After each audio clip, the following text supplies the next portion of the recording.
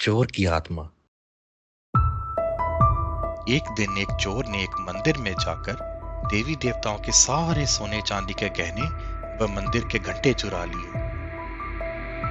जब वह सारा सामान लेकर जंगल के रास्ते से गुजर रहा था तो एक भूखे शेर ने उस पर हमला किया और उसे मार दिया। शेर ने चोर के शरीर का कुछ भाग खाया और बाकी का भाग वहीं छोड़कर चला गया। थोड़ी देर के पश्चात कुछ बंदर उस मृत चोर के क्षत विक्षत शव के पास आए।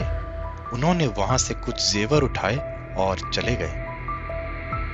एक बंदर ने चांदी का घंटा उठाया और उसके साथ खेलने लगा। उसे घंटे की आवाज मानो बहुत अच्छी लग रही थी। इसके बाद से वह हमेशा वह घंटा अपने पास ही रखता था। वह जंगल जहां यह सब हो रहा था एक विशाल पर्वत के ऊपर था। गांव के लोगों को जब पर्वत वाले जंगल से घंटे की आवाज आती तो वह डर जाते। वे सभी इस बात से हैरान होते और इस रहस्यमय आवाज पर चर्चा करते रहते।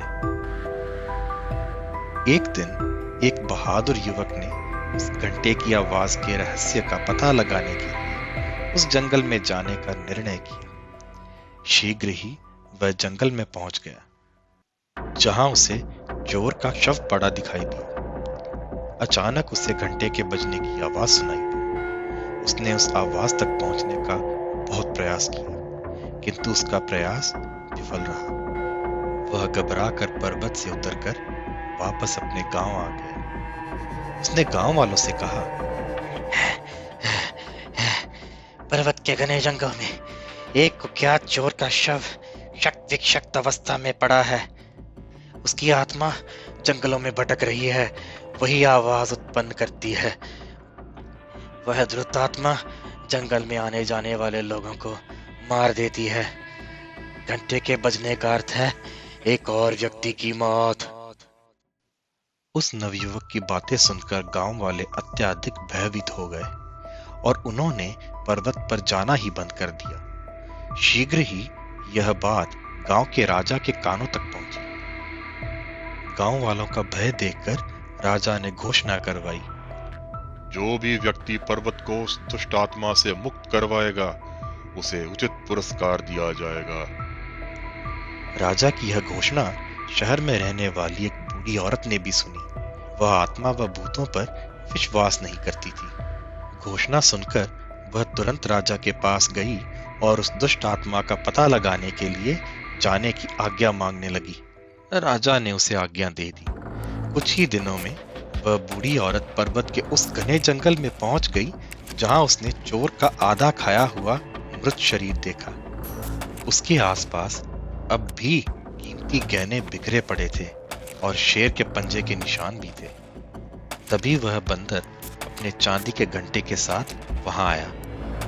जंगल के अन्य बंदर भी उस घंटे को बजाना चाहते थे, इसलिए वह सब भी उसके साथ चल रहे थे। यह देखकर बूढ़ी औरत तुरंत सारी घटना समझ गई। वह वापस राजा के महल में आ गई। उसने सारी घटना विस्तार से राजा को सुनाई और अंत में बोली, महाराज, वहाँ अनेक दूत आत्माएं हैं। मैं उन्हें वहाँ से भगा दूंगी और प्रमाण के लिए वह चमत्कारी घंटा उनसे छीन लाऊंगी। ओह, यदि आप ऐसा कर सकें तो आपका बहुत बहुत धन्यवाद। क्या आपको अपने साथ ले जाने के लिए कुछ लोगों की या किसी विशेष वस्तु की आवश्यकता होगी? राजा ने पूछा। नहीं महाराज, उन दुष्ट आत्माओं की पूजा करने के लिए मुझे केवल कुछ फल व सूखे मेवों की आवश्यकता होगी। मैं वहाँ अकेले ही जाऊंगी, लेकिन मुझे मेरा उचित पुरस्कार मिलना चाहिए बस। राजा ने कहा, हाँ हाँ, मैं आपको आश्वासन देता हूँ, इस कार्य के लिए आपको उचित पुरस्कार दिया जाएगा।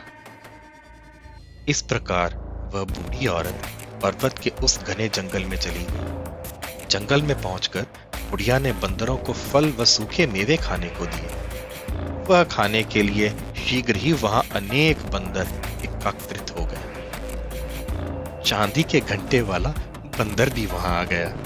सभी बंदर फल व मेवे खाने में व्यस्त हो गए।